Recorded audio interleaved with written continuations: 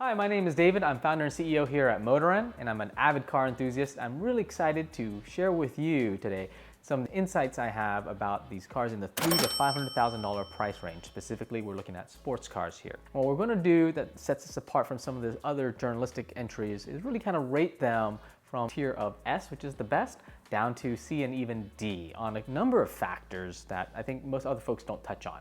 Of course, everybody looks at the subjective aspects of appearance, and so I'll give my insights on those, as well as comfort and ergonomics and performance. Performance, I think, is the most clear in terms of fact, but I think I've also had a chance of getting a lot of seat time in these vehicles, so I get a sense of like, how does it actually feel to me as a person?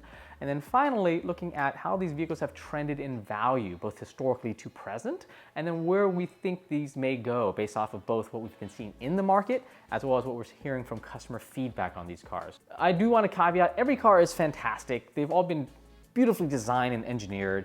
So even cars that are arguably C or D tier at the right price, they are a treasure for whoever really appreciates them. So don't take this the wrong way. This is all ultimately an opinion. It's more for fun, but hopefully it does help you though. And if you find it educational and informative, let us know. We'd love to hear the comments and love to engage as we continue to try to put out some of this content.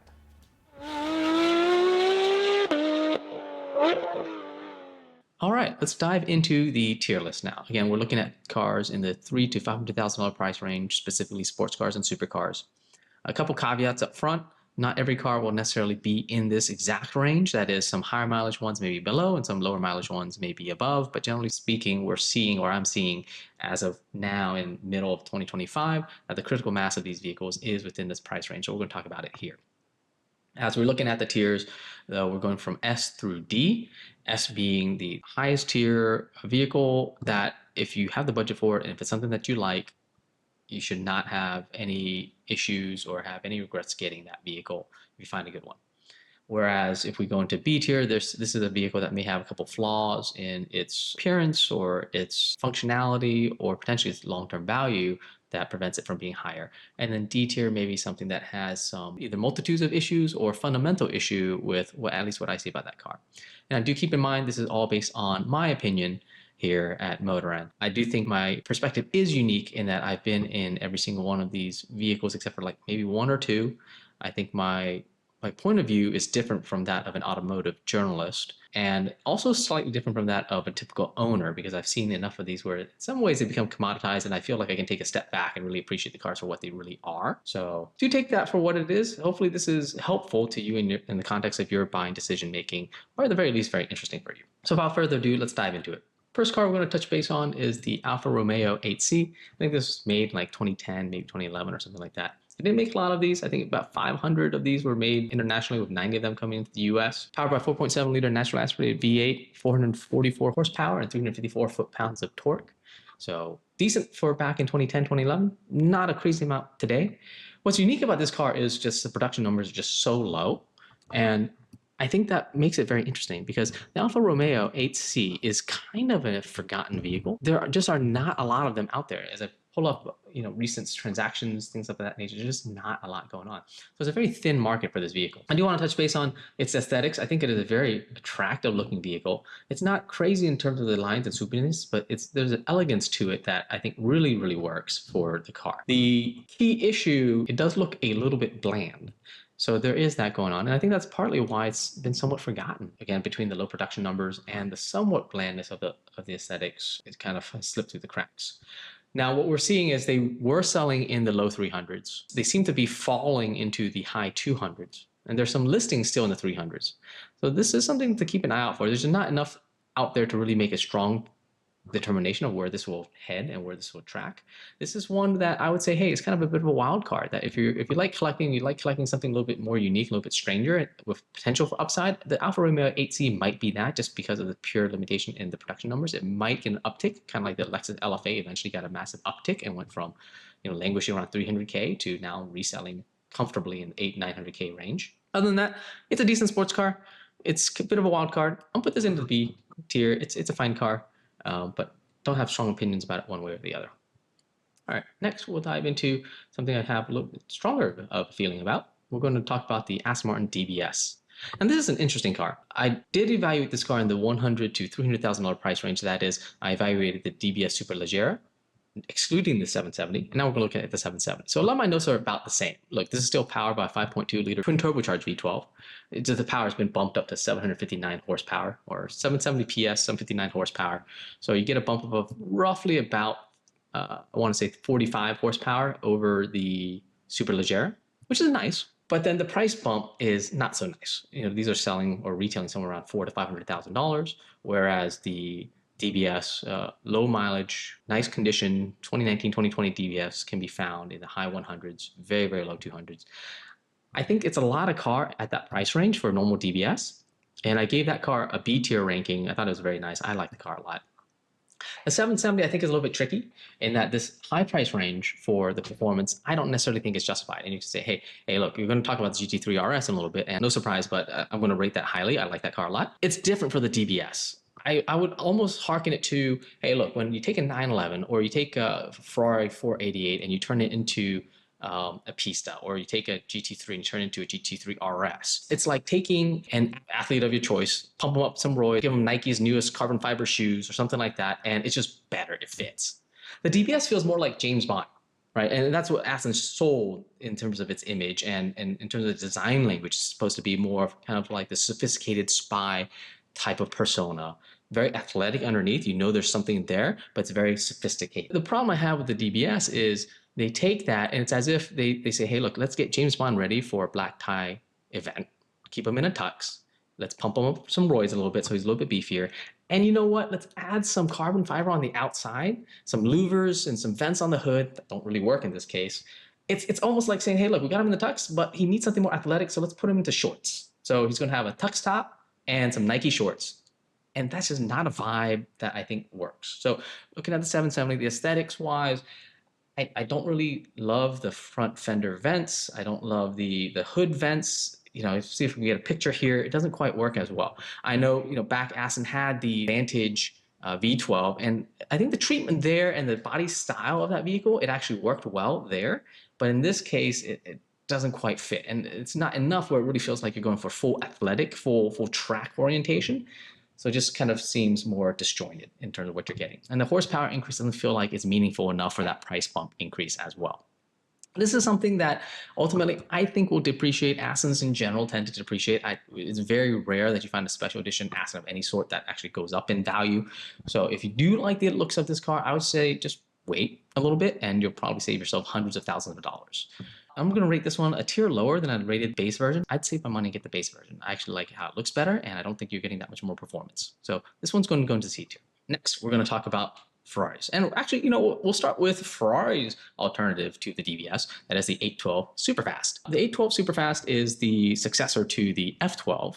And when I rated the F12, I think fairly well. Let me go back and take a look. I gave that B tier. I thought it was pretty decent.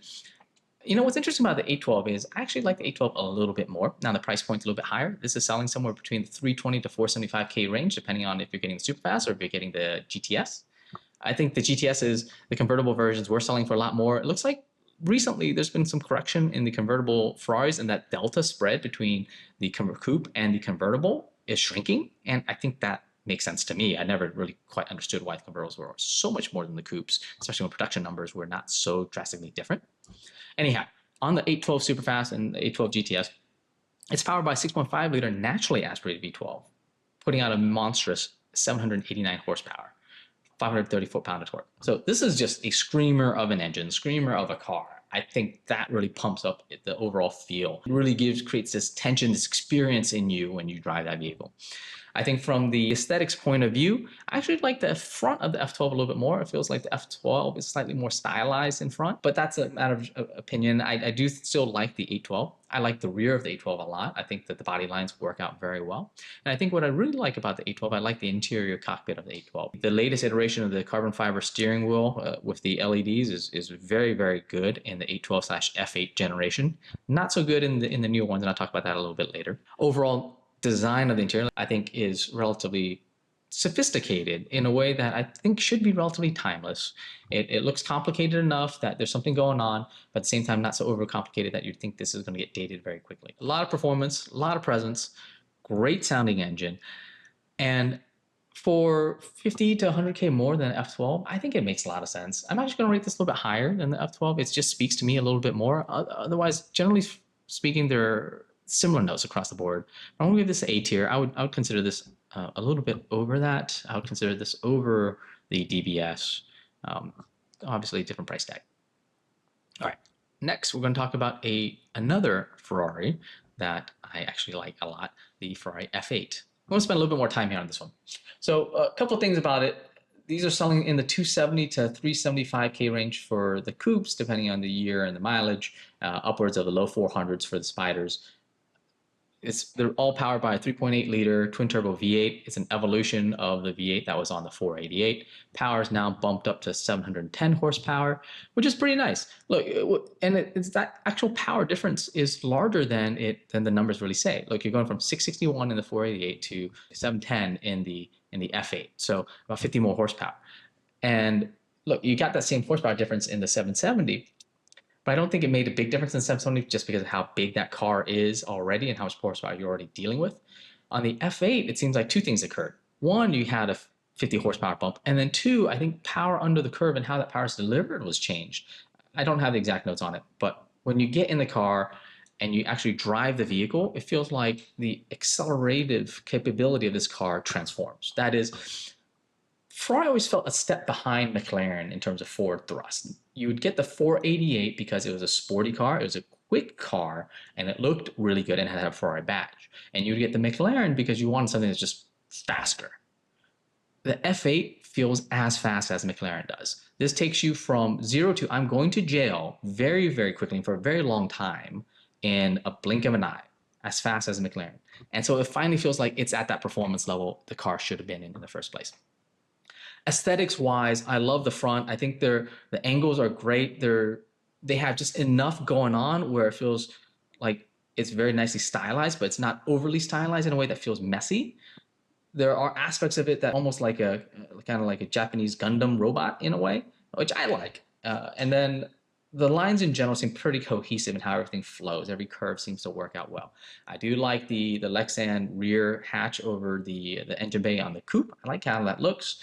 I know for some people they find it's a little bit gimmicky. And then on the interior, I think it continues creating that kind of elegant yet simple Ferrari mid-engine sports interior that you saw in the 458 and 488. A very driver-centric infotainment system, yet still very open and airy. It's not like in the Corvette where you have this massive wall separating you from the passenger. It feels like you and the passenger can still interface and interact.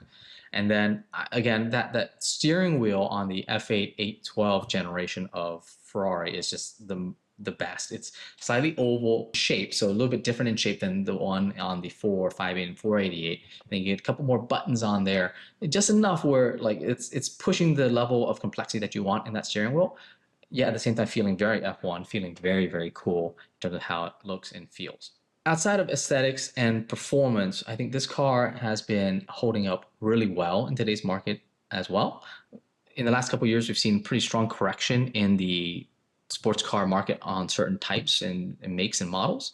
On the F8, we've seen a slight correction, but it's actually held up reasonably well. Look, you're looking at 2020s still selling at or above MSRP. So you're talking about a car that's over 5 years old with potentially 5 to 10,000 miles on the odometer, still selling at or potentially slightly above MSRP. That's pretty strong for a sports car in today's world, period.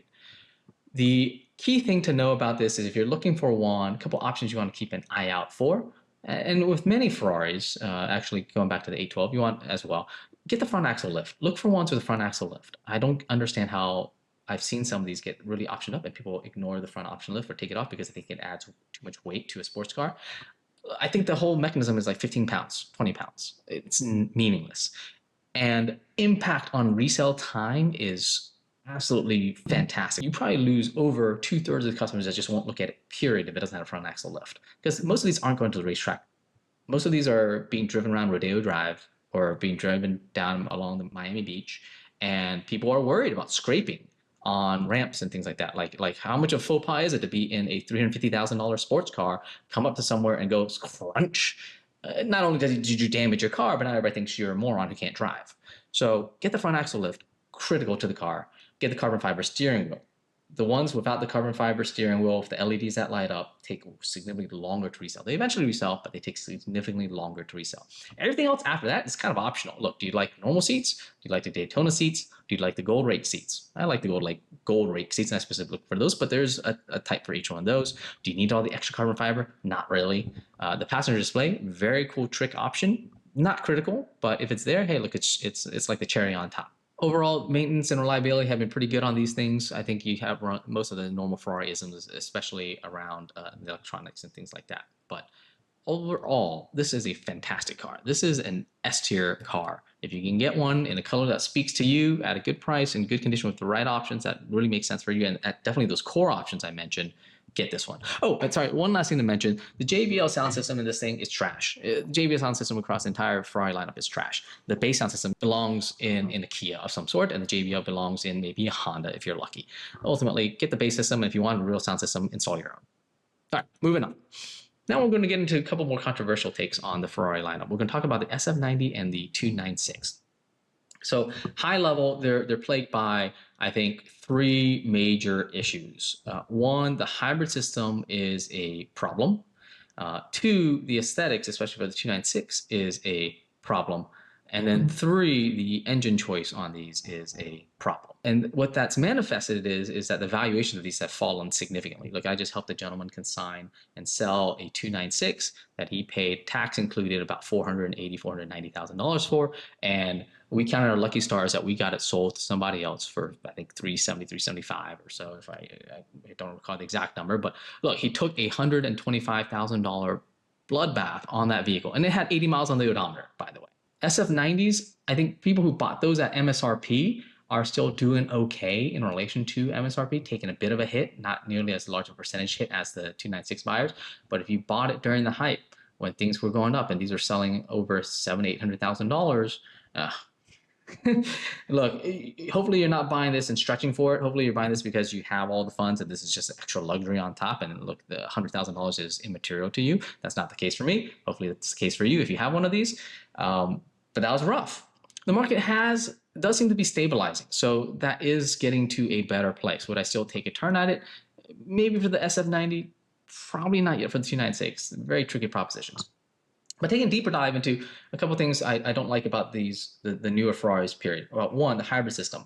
I'll probably make a longer video on it and to explain a little bit more in terms of why I don't like the hybrid system. But I think the Ferrari hybrid system is trying to achieve three things. One, it's trying to achieve performance, F1 type of performance. Two, it's trying to achieve some basis of fuel economy improvement. For cars that probably drive 1,000 to 2,000 miles a year, like, that seems fairly meaningless in terms of the overall environmental impact of making the car in the first place, but look, whatever. And then three, trying to have some level of comfort as well.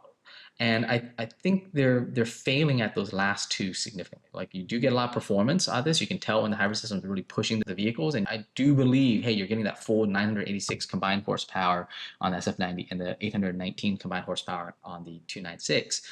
But the other two aspects are failing massively in. And that is in terms of the hybrid driving experience. When you're driving it for fuel efficiency, it cuts in at random times when you're just driving on the highway or just driving around town in a way that I think is antithetical to why you're buying a Ferrari. Look, the 296 and SF90, they're sold as hybrids, and maybe you understand that getting in. But once you get into it and you realize you spent $400,000 on a Ferrari, you're expecting that Ferrari engine experience the entire time until you tell it not to give you that experience.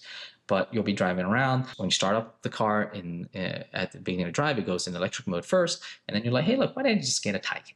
You're driving around the highway, driving around town. It'll be in engine mode, and then all of a sudden go into pure electric quiet mode. And again, it makes you immediately think, hey, why didn't I just get a Tesla Model 3 for a tenth the price? That's a challenge for me. Look, when I want to be in a Ferrari, I want that engine sound. I get it. Some people may not fully want that, but then you get that same performance out of a Taycan. So get the Taycan or the Audi e-tron. That's one. Two, the hybrid battery system is also set up in a way that drains I get it. They're trying to be performance oriented, so it's always draining. What's challenging about it is the way it's set up. You run into problems if you're trying to start the car on later and the hybrid battery is drained. That is, hey, look, everybody gets it. You have to trickle charge the starter battery because people don't drive these very often. That starter, your normal starter battery can drain, so you want to keep it trickle charged and charged up.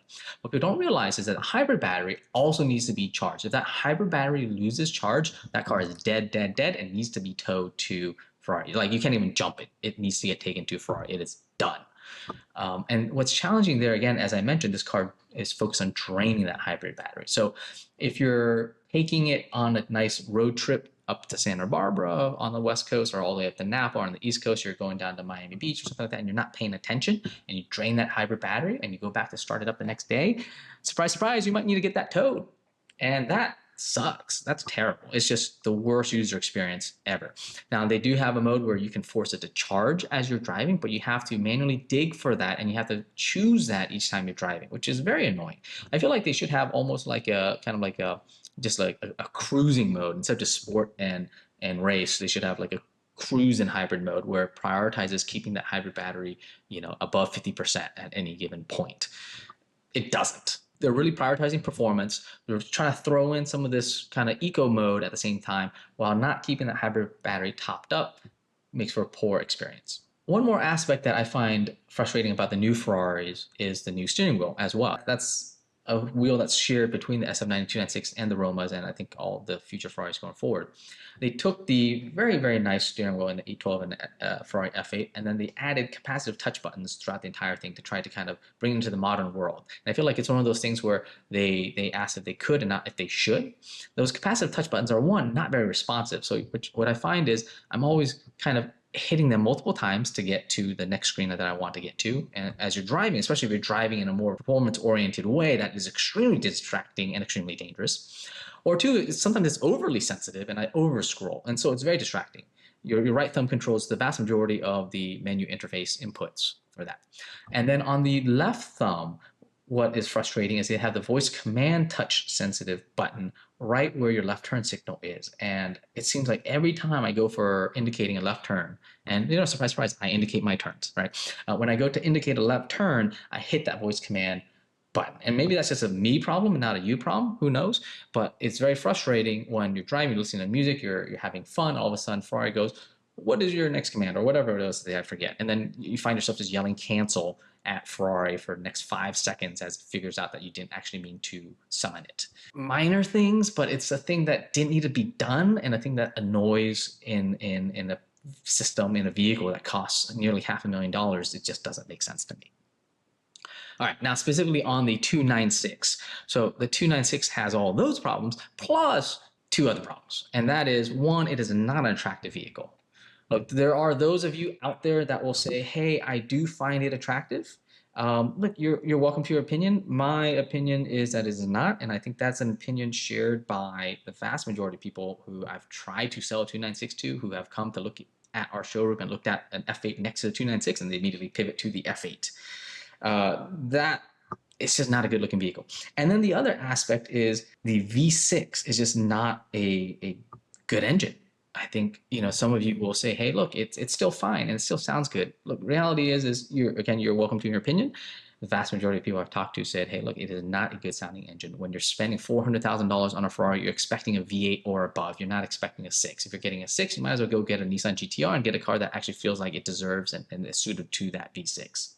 I liken it to saying, hey, there are some people out there who do believe that Jordan Hudson actually likes Bill Belichick for his personality and his attractiveness as a man. You're welcome to your opinions there. I just don't think that applies in the same vein for the 296 in terms of its appearance and the V6. So with that explains why the 296 has been just diving in value, just being crushed on the secondary market. Not only are these falling towards the low 300s, I think there's a chance that these will fall under 300. And then you're all of a sudden talking about people comparing the 488 versus the 296. That's a problem for the 296. That's a problem for Ferrari. Ultimately, this is a D-tier car. If you can get one sub 300K, hey, look, it might be worth considering. Anything north of 300K, it is a challenging vehicle. I think that makes sense long term. And long term, I don't think the value is there. I think the hybrid system will be tricky for it in terms of long-term maintenance as well. The SF90, a lot of the same notes as the 296, but at least it survives on 2 aspects. One, it doesn't look terrible. I don't particularly like it as much as the F8, but I think it still looks good. That's one. And then two, it at least has the V8. In a way, the SF90 is much more like the hybrid option on the F8. That is, you have a lot of manufacturers that have a normal base car, and then they have a trim down the line that is the hybrid version that gives you a little more combined horsepower, and they charge a little bit more for it. That's what the SF90 feels like to me. It should not be its own car. It really should just be a special trim line on the F8 in many ways. And right now the market's correcting the pricing on that vehicle in a way that is very reflective of that sentiment as well. These were MSRPing in the 600K range. And right now they're reselling in the low 400K range. So about a 50 to 100K premium over a comparable F8. And I think that makes sense for what the performance it does provide. Now, a couple key things to know on the SF90. One, I would for sure, again, get that front axle lift on this vehicle. That's actually an issue for the Assetto Fiorano version of the SF90. What's interesting is the Assetto Fiorano trim package was sold as a premium track-oriented package, and generally speaking, Ferrari has done really well with that. Porsche does really well with the track-oriented add-ons because everybody wants it, like the Weissach package on the 911 GT3 RS. The problem for the Assetto Fiorano is that you cannot get the front axle lift with the Assetto Fiorano, and because of how low this car is and how long that nose is now, it feels very critical to actually being able to use the car outside of a racetrack. And look, let's be real, 90% of these, 99% of these will never see a racetrack. They're just going to cars and coffee, they're going to dinner, they're just going to sit in a garage, they're going to maybe see a canyon every now and then or something like that on a nice cruise. You need that front axle lift. And so when you get an Assetto Fiorano, do you understand that that's impacting the value? If you own an Assetto Fiorano, do you understand that that's going to impact your ability to sell that vehicle? Still, though, there's a lot to be said. Look, a lot of performance. The price point in the low 400s is starting to get more attractive for the massive amount of performance that you're getting with this vehicle. I think there's enough performance that does make up for some of the sins on this car. I want to put this guy into B tier. I think it's still fine. It's a car that, hey, if you can get the right price, there's a lot that it does offer. It's still an attractive package. All right, and then the last one in the Ferrari lineup, the Ferrari Roma Spider. Now, these are selling above 300K primarily because they're still relatively new. I know the Romas are correcting down to the high 100s, the low 200s. I feel like the Spider should correct down into that realm relatively quickly as well.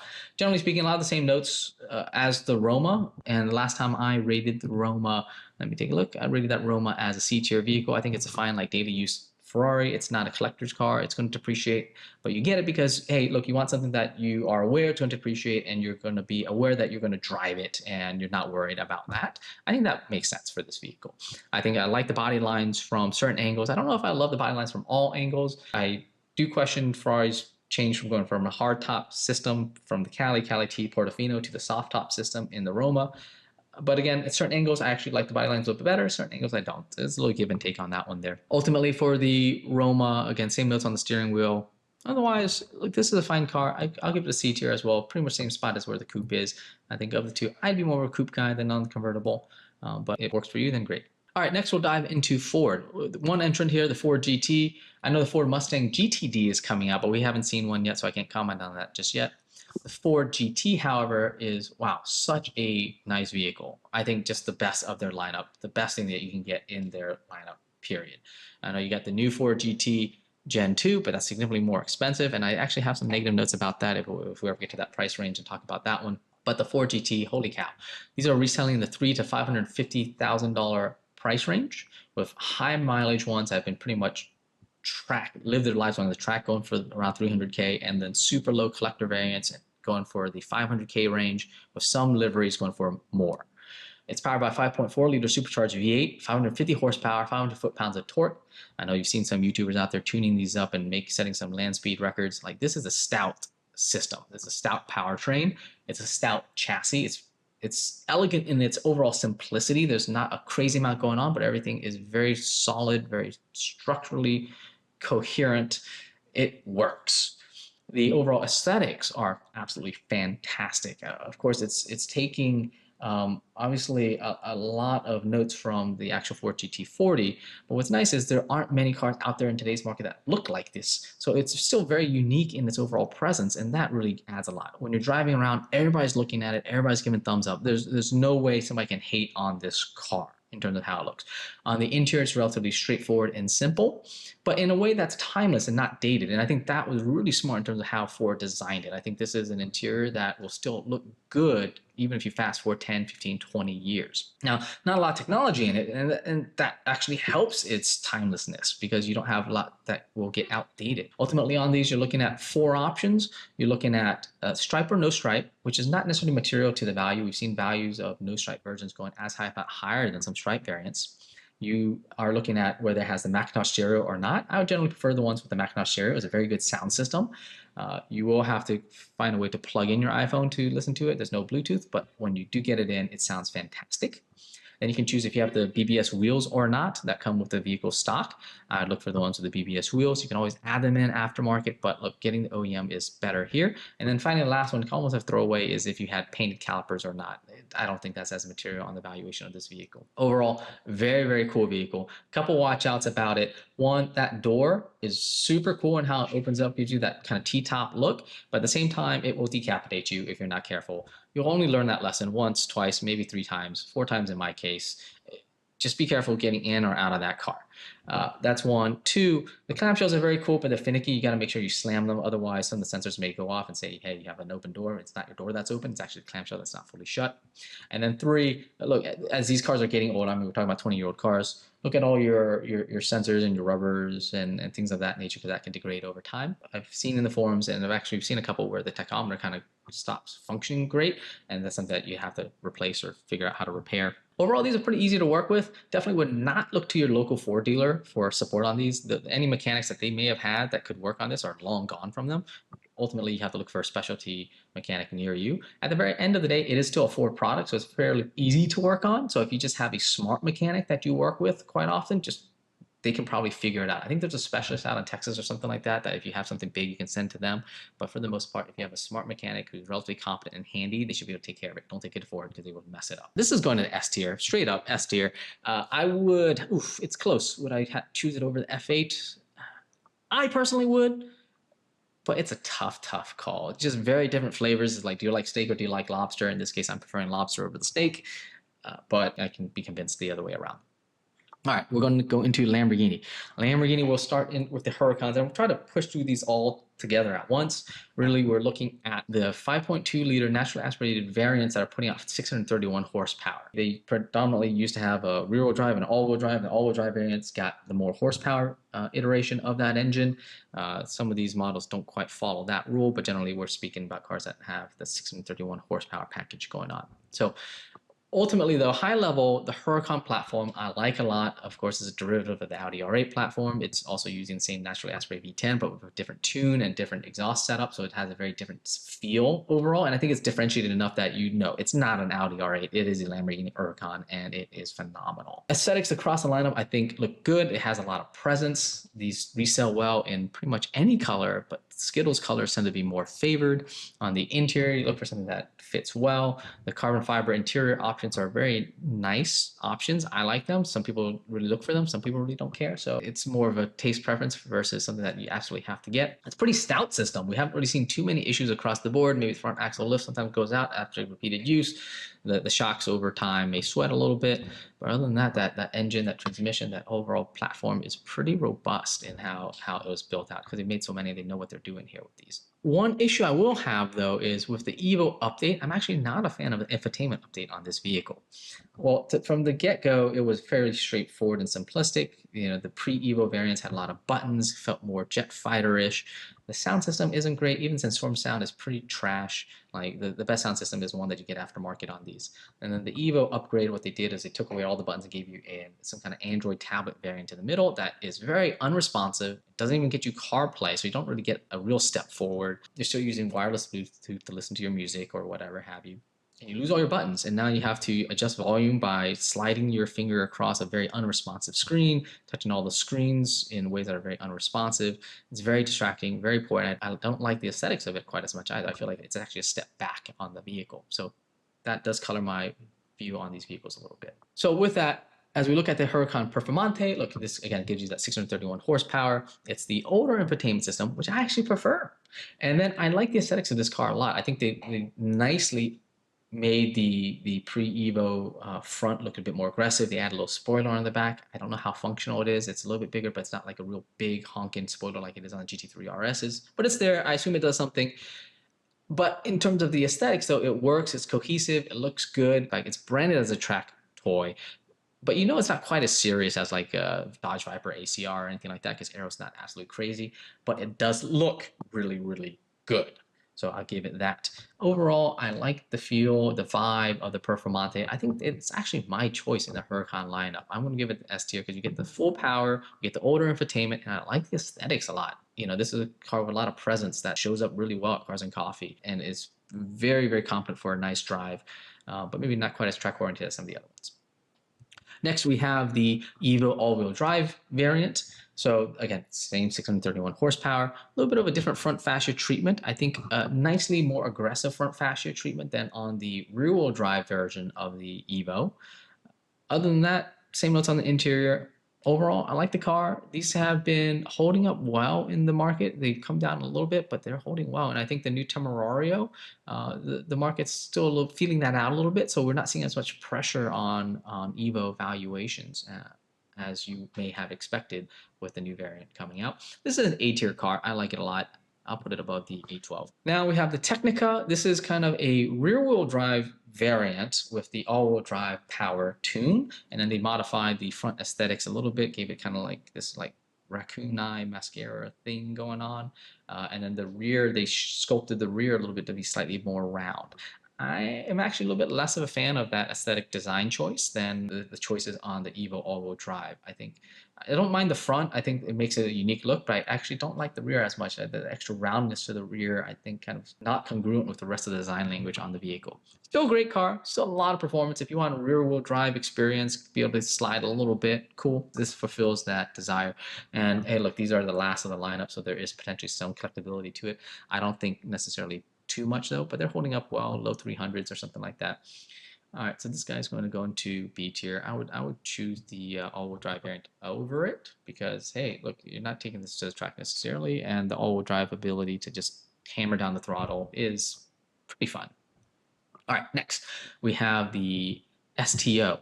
So what's interesting about this is Lambo did go a bit more aggressive on the aero. So you know the Performante is the performance version of the pre-Evo variant. The STO is the performance version of the post-Evo variant. I think one of the misses for Lamborghini is, or for Lamborghini STO buyers and owners, is that Lamborghini made a lot of these. They were supposedly to be limited, but last time I saw over 2,000 of these were produced. Who knows how many are out there? A lot. Lamborghini is really trying to make the money on this vehicle. It's still the same, I believe, still the same 631 horsepower. But you get a little bit of lightness going on with the carbon fiber front hood and the clamshell on the rear, and you get some more vents. You do lose any usability from the frunk, so you really can't take this on a weekend trip anymore. And what I actually kind of don't like about it is, one, I think the aesthetics don't quite work. They really push the aero, but in a way that I don't find as visually attractive as how Porsche pushed the aero on the GT3 and the GT2 RS. So I think it's a bit of a step back in the appearance factor. Even though, yes, I would believe that you get more aero than you get in the Performante. And then two, adding the clamshells, for some reason, it makes me feel like there's a level of fragility to this car. There's extra noise, vibration, harshness. There's a bit more rattling going on. There's a bit of fragility, it feels like. It didn't feel comfortable driving one that we had in for a little bit. Because of that, I don't know, maybe that was just more me than anything else. Ultimately, though, look, it's still a fine car. I think at the price point of the high 300s to low 400s is a bit tricky in terms of value proposition. I think if I want a track-oriented car, I'd look at something else. And if I wanted a Huracan to really enjoy driving, I'd look at something else as well. Overall, this is going to get a C from me in this overall tier list. And then finally, we're looking at the Sterrato. So this is the one exception to having the 631 horsepower tune. The Sterrato has a 602 horsepower tune from the rear-wheel drive variant, but you do get all-wheel drive capability, and you get it lifted up. And you get some cosmetic changes that make it look hypothetically more suitable for rally racing, things like that. Not that any of these will ever really see rally roads or anything like that. I do find it cool in that, hey, look, this is kind of like a Huracan that you can take out there and you're not really worried about speed bumps or dips in the road. You can just kind of drive it and just enjoy driving it. What I didn't quite like about this car was the exhaust note from the factory on this one. It was really detuned in a way that doesn't sound very good. Also, you completely lose the rearward visibility because of the roof scoop that feeds into the engine bay. It completely blocks your rearward visibility. So it's a little bit harder to live with in some ways.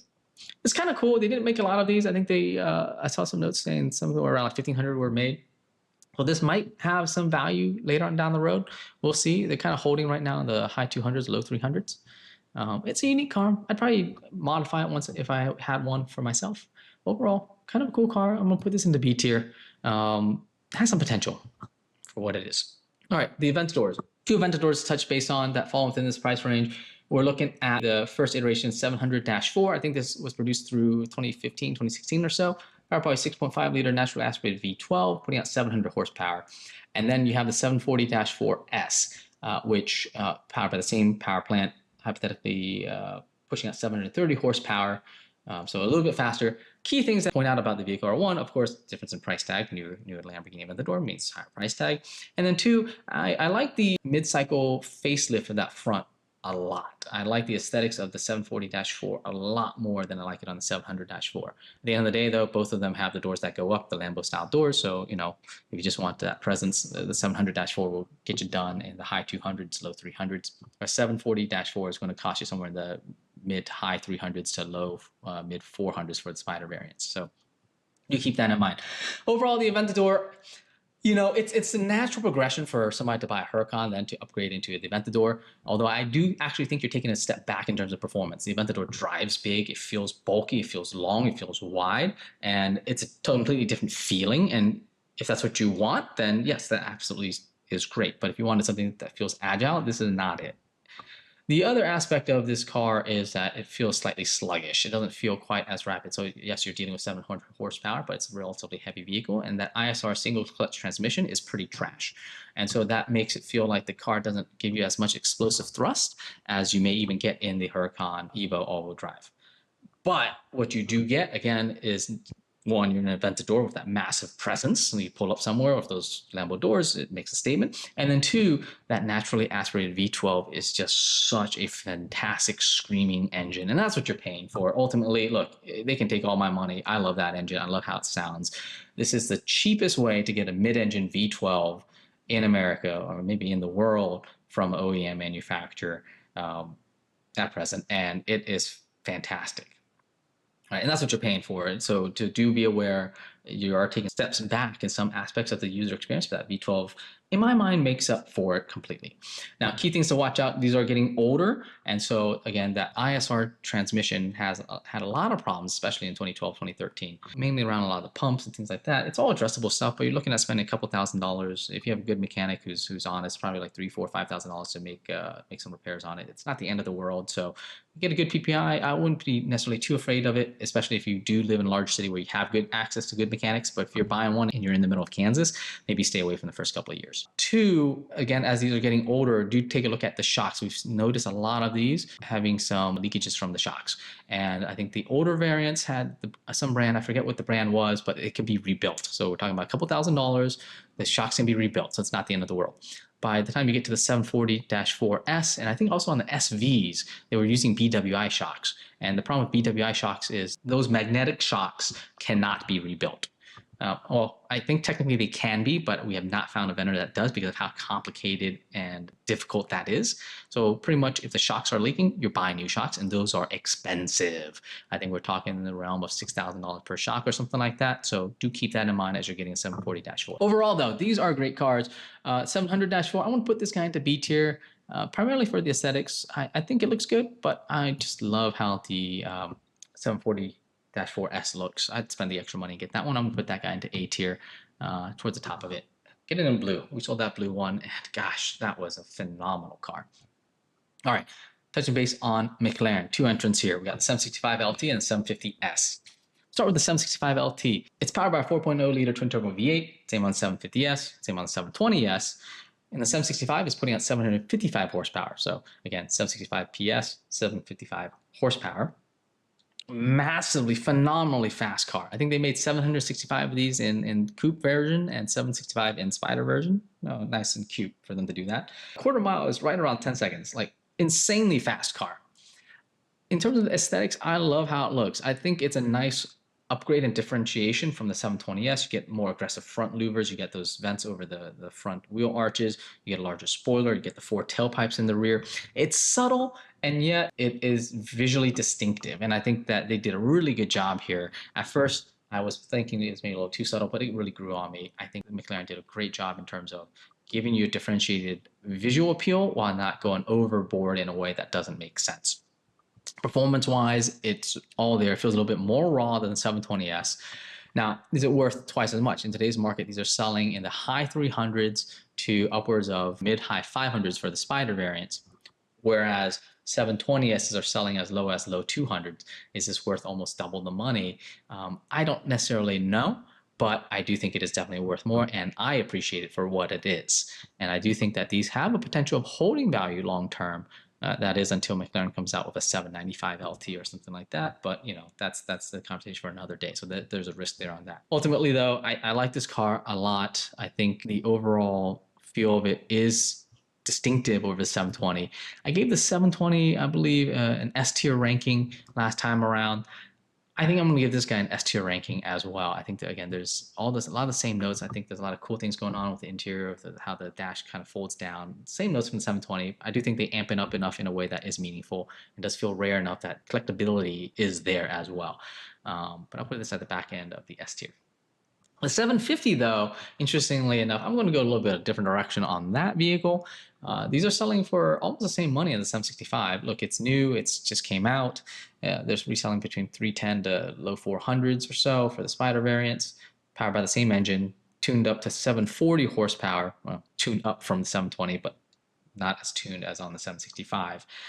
And I think they made a couple of changes on the aesthetics that I don't agree with. I think the front looks a little bit melty, almost like a crayon that's been left out in the sun a little bit too long or something like that. It looks a little bit too smooth. I actually like the look of the 765 and 720S a little bit more. And then on the rear, I actually don't like how the 2 tailpipes are now in the center. It looks a little bit dinky. I think what was nice on the 720 is you had 2 tailpipes, but they're set aside, so it gave it a meaty, aggressive stance and presence. And on the 765 with the 4 tailpipes in the middle, it gave it, again, a very large and aggressive feel to that powertrain.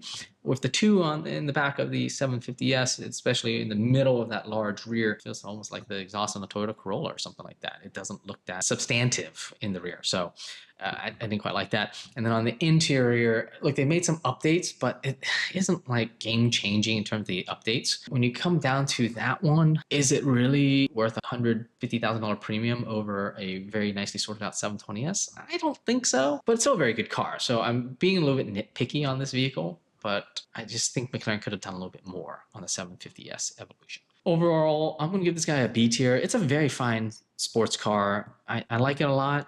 I just feel like McLaren could have done a little bit better. Maybe that's why I'm hitting it as hard as I am. All right, now we're talking about Mercedes. We got a couple of these to go through, and they're all very, very unique.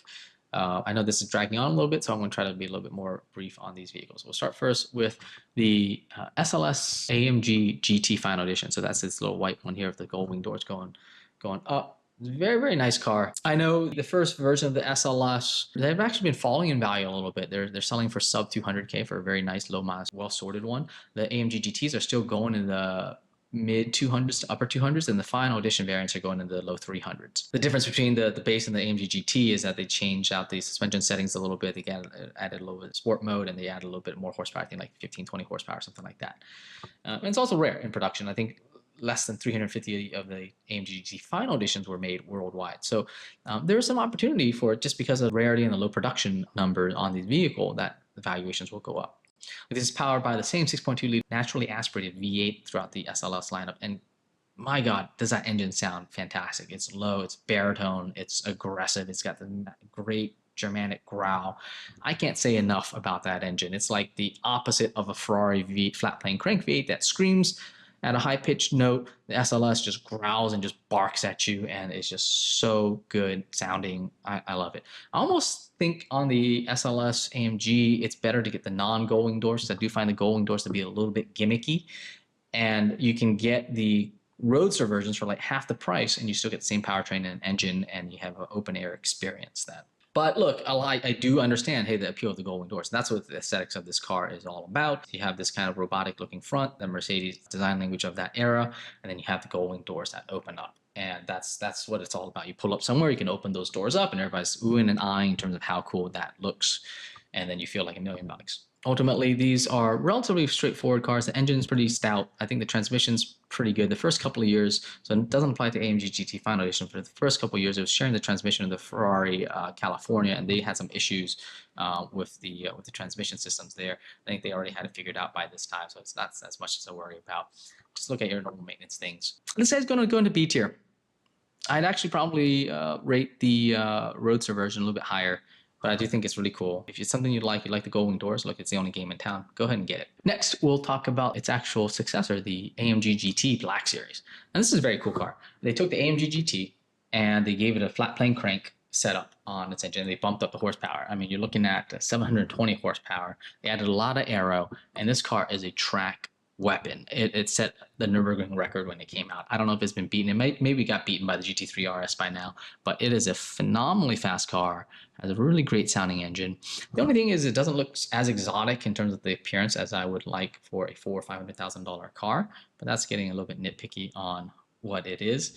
I think production numbers were relatively high, like 1,700 of these were made. So what we've seen is values peaked at around like 500K or so, and they've fallen down into the 330K mark. Ultimately, though, I like the car a lot. It does beg to be compared against the AMG GT-R Pro, and I think for the money, the AMG GT-R Pro is where the value's at in the overall AMG GT lineup. You know, you're talking about high 100s, 175, 185, 190-ish for a very well-maintained low-mileage AMG GT-R Pro versus spending another $150,000 for the AMG GT Black Series. Like if you're collecting, finishing out a collection, cool, it is what it is. But if you're just wanting a very high performance front engine rear wheel drive car that'll get you everything that you're wanting out of a sports car of that sort, the Pro really gets it done as it is. Anyhow, still great car. Don't take it as I'm saying anything bad about it. It's still a car I put in the A tier. I'll put this right behind the A12. I'd pick an A12 over the AMG GT Black Series. All right, next. We have a unique one, the SL65 Black Series. We actually had this specific red one, and it is a unique vehicle. I think it is a treat. It's interesting, the SL65s are selling for very little money, like less than 50K for something that's got some miles on it. That V12 can be complicated to maintain. That convertible hardtop can be complicated to maintain, so the cost of maintenance is offsetting the lure of that vehicle. But on the Black Series, they really do transform it. The whole body is redone with hand-laid carbon fiber. You remove the mechanical hardtop and you replace it with a fixed hardtop on the car. So you lose a lot of weight, get a lot more structural rigidity, and it gives it this presence, especially with those really pushed out fenders, that this car has a stance. It looks like a linebacker out there. It's bulky, it's big. You know it means business. You know, that V12 sounds fantastic. It's interesting. This is an older car, and I would have thought that this would not necessarily have the road presence because people may not know what it is. But just driving around, people still recognize it. And even if they don't fully recognize it, those massive haunches like cue people off that, hey, there's something going on here. And so it's got a lot of presence. It drives really well because of the widened track and all that horsepower. It's very cool. These had been selling, I believe, in the closer to high 400s, 500K range. It seems like they've corrected a little bit now with some higher mileage variants, in especially the ones that are black or silver and the more common colors into the low to mid 300s. But your low mileage variants are still going for 400K plus. Your off colors, like Mars Red, they only made, I don't know, I think like 12, 13, I don't know, very few of those are still commanding a very strong premium on the market. This is definitely a collector car. This is definitely a treat to get if you can get your hands on one. Ultimately, very cool car. I'm gonna put this guy in the A tier. I would love to get one. I think they're a vibe. All right, and then the last one, the Mercedes SLR McLaren. This is an interesting car. There's a lot of price ranges on these. It seems like right now these are selling in the low 300s to low 400s for the coupe versions. Again, the Roadsters or the Mossberg version, that goes for a lot different of a price point. But ultimately, this is powered by a 5.4 liter supercharged V8, 617 horsepower, so plenty of thrust. What's been interesting about these is these have been correcting lately in the last couple of years, whereas some of the other collector cars have been going up in value or holding flat. The SLR McLaren seems to have been going down. I think I've been tracking these last couple of years. They were in the mid 400s for the coupes, and now again, as I mentioned, it's going in the low 300s for the coupes, which is kind of interesting. My hypothesis on that would be that, hey, look, it does look a bit nondescript for a Mercedes, especially a McLaren Mercedes co-op, can blend in a little bit, does look like some of the older SLs in some ways, especially if you're not a Mercedes person. Like if you know what you're looking for, you know that it's a very special car, but if you don't, it kind of blends in. So maybe that's kind of losing some of that buying pool. But they're still pretty healthy. There still seems to be pretty strong demand for these vehicles. Aesthetically, I like how it looks. They got the doors that go up. The front looks really cool for Mercedes of that era. And again, if you know what you're looking at, like this car has a lot of presence. The interior is very good effort by Mercedes, and it's relatively timeless. You do see aspects of it where you're like, yeah, this interior is getting kind of old, but it stood the test of time pretty well. I don't think it immediately says dated, but it is getting older. Overall, good car. I will give this guy a B tier. It's a decent car. Back with a B tier segment. All right, now into the Porsches. So we got 4 of them to go through. I want to save the GT2 and GT3 RS for last. We'll start with the Dakar. This is an interesting car. They made like 2,500 of these. I don't know how many came in the US. It's powered by a 3.0 liter twin turbo flat 6. So it's basically a Porsche 911 GTS that's been lifted up. Now, that is a little derivative in that like there's a little bit more that's going on than just a lift kit on the car, but in some ways it kind of is. But it is cool. Porsche people are also Porsche people, and they love their Porsche special editions. What's nice about the Dakar is it lifts it enough again where it really takes that 911 and turns it from that everyday super premium sports car vibe to like, yes, you can literally take this every day and not worry about hitting anything on that vehicle. Now, again, it's made for rallies, but like really what it comes down to is it's just really easy to drive all around town. These are holding up really well in the high 200s, low 300s, depending on the mileage and the options. One of the things that I find interesting about it is half of them seem to have the sport bucket seats, half of them seem to have the comfort seats. I feel like the vibe with the comfort seats is the way to go. The comfort seats already give you a lot of bolstering, and this car is meant to be a little bit more comfortable than like, hey, look, an F1 race car. And having that higher entry point into the bucket seats is also a little bit more awkward. I get it with the comfort seats. Anyhow, cool car. I think this has some opportunity to go up in value long term. I'm going to put this right next to Dorado. I see them the same way. I do think, though, the Porsche community will give a little bit more longevity, a little bit better valuation down the road than the Lambo Dorado will face, though. And then we have the Sport Classic. So this is basically a 6-speed turbo with a Turbo S suspension on it, powered by 3.7 liter twin turbo flat 6. We got 543 horsepower. About 1,250 of these were made or something like that. And they're reselling in the low to mid 300s. Quite a lot of money for a effectively stick shift turbo coupe. I don't know. I don't quite get it. But again, in the Porsche world, I get how that community values these vehicles. I think this is a car that will have long-term value. So if you're looking at it from a collectability standpoint, I think it will be there for this car. For the rest of its merits, I'd say I'd probably rather just have a stick shift GTS. This guy is going to go into B tier right next to the Dakar. That seems kind of like throwaway for me. I don't feel super thrilled to go chase after it, but the value is there, and it's kind of 911. It's confident. It's a great car. So moving on, 2 cars that actually have very strong opinions on the 911 GT3 RS and the GT2 RS. I think these are pretty much the same car. So one is the 991.2, and the other one that we're looking at is the 992.1. And I know they're going to come out with new variants coming up here, but this is what's on the market right now. I think they do the same thing in terms of setting crazy lap times, but in 2 different ways. They both have crazy good aero, but the GT3 RS really amps up that aero and takes it from a 10 to a 12. And GT2 RS has that 10 level aero, but then bumps up the horsepower from a very fast 911 amount of horsepower to a McLaren level of horsepower. And with that, then they both achieve fantastic lap times. So the GT2 RS putting down great times in every sector on any racetrack, great aero, great ability to stick to the road, and then on the straightaways just tearing it up. And the GT3 RS basically just sticks to the track like glue everywhere it goes. I like them both a lot. The GT2 RS, a couple things about it. So it's putting out 600 horsepower from a 3.8 liter twin turbo flat 6. I think 2018, 2019's both highly desirable. The VISAC package available on both, but I think the magnesium wheels were primarily only available on 18s because I think the manufacturer had some issues creating those by the time you got into 19. Now I think you can get magnesium wheels made and ordered new, but it won't be on the window sticker. So if you're a collector who wants just the 911 GT2 RS with everything from factory as it was meant to be with low miles and you're willing to pay all the money, then you gotta be looking at 2018. The GT3 RS now is powered by a 4.0 liter natural aspirated flat 6, pumping out 520 horsepower. So good horsepower, but not a crazy benchmark amount. But again, they go super wild with the aero. You have an active rear spoiler. You have all these buttons on the steering wheel, all these knobs on the steering wheel, which I think really bring in real technology into your fingertips. That is, you can change the brake bias, you can change the bound and rebound, you can change traction control settings, all from those knobs. The technology application actually worked out really, really well here. It was very well thought out and very smart, unlike, going back to Ferrari on their latest steering wheels.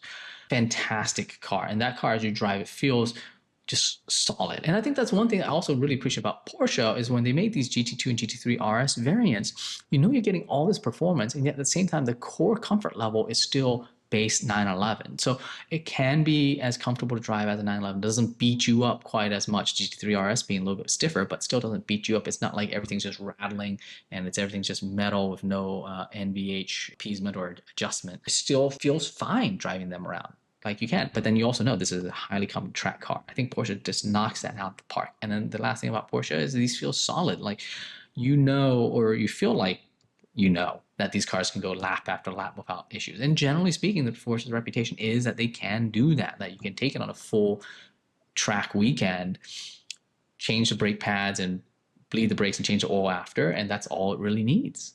And I think that's very true for these cars. Overall, great cars. The GT2 RS selling again in the high 300s, low 400s. I think this is something to keep an eye out on. I'm seeing a lot more demand for these all of a sudden right now. I think there's an opportunity for these to go up in value.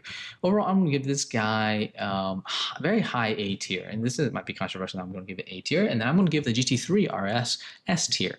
Now, the GT3 RS, I just like the feel and the driving experience more, and that's why I'm giving it the higher score.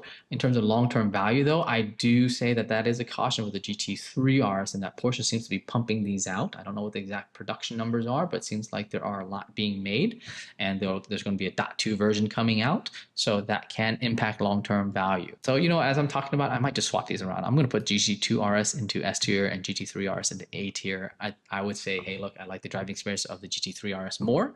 But when we think about it from a value standpoint, you drive it and you're like, hey, this investment's going to go up in value. There's an opportunity with the GT2 RS. I think less an opportunity with the GT3 RS. Thank you for watching our tier list of the $300,000 to $500,000 price range vehicles. Hopefully that was engaging and informative. As always, we'd love to hear your comments and get your feedback on these videos. That really helps us understand kind of what our audience wants and helps us curate this content a little bit better. In the meanwhile, you may also want to check out Motorenn at www.motorenn.com. We're happy to potentially work with you as a customer, and stay tuned as we put out more videos of this type in the near future. We'll see you next time.